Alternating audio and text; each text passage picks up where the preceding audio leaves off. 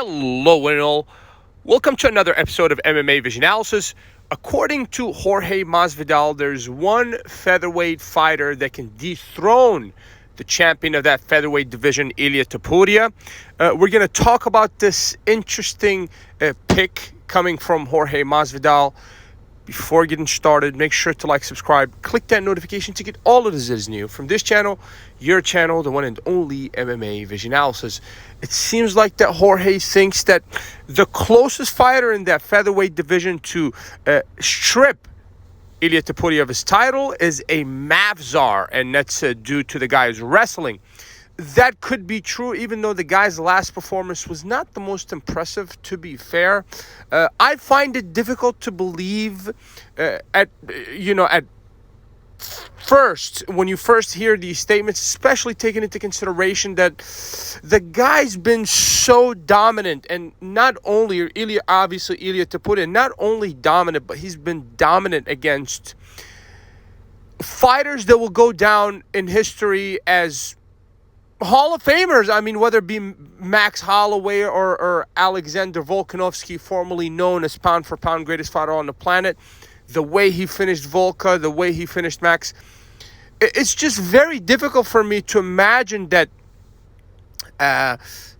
someone could really give Ilia Topuria at this current point in his career any sort of trouble. Now, this does not dismiss the idea of Movsar being a threat. Obviously, that's not what I'm saying here. It's just that the level that Ilia's on, for me, I had to come to realize that this guy is that good. So I stopped doubting the guy after he knocked out Max Holloway. Not only that, he did it exactly the way he said he was going to do it. He said he was going to knock Max out. He kind of prophesized that, and he went on and did it. And for me, I can give nothing but respect for the current featherweight champion, Ilia Topuria.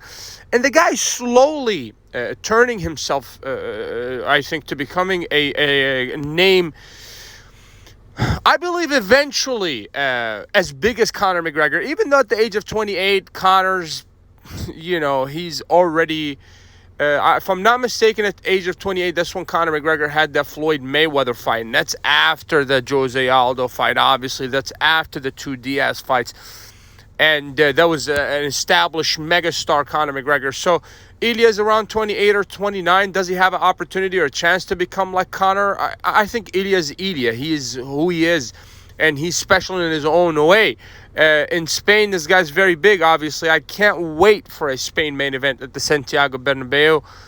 Madrid, Spain, a UFC event where this guy headlines. That's going to be a magnificent moment for the UFC. I'm not sure if we ever had if I'm not mistaken, the Santiago Bernabeu holds about 80 or 90,000 people. It's newly been renovated. That's the home of the Real Madrid, iconic, perhaps the most successful club soccer team on the planet.